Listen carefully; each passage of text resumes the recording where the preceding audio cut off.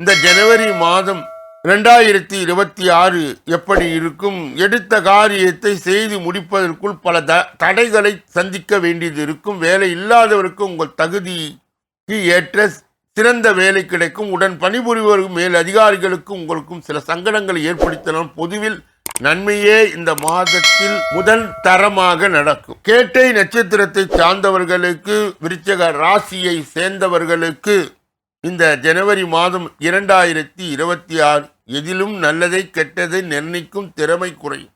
அடுத்த ஒரு பிரச்சனையை தீர்க்க உதவி செய்வதை தவிர்ப்பது நல்லது.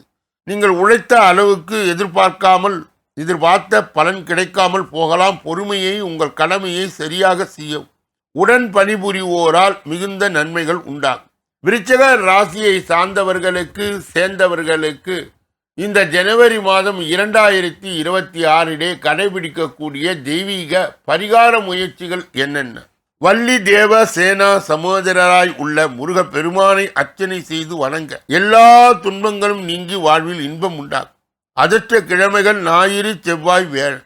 சந்திராஷ்டம தினங்கள் ஜனவரி 3, 4 மற்றும் ஜனவரி 30, 31 ஆகும்.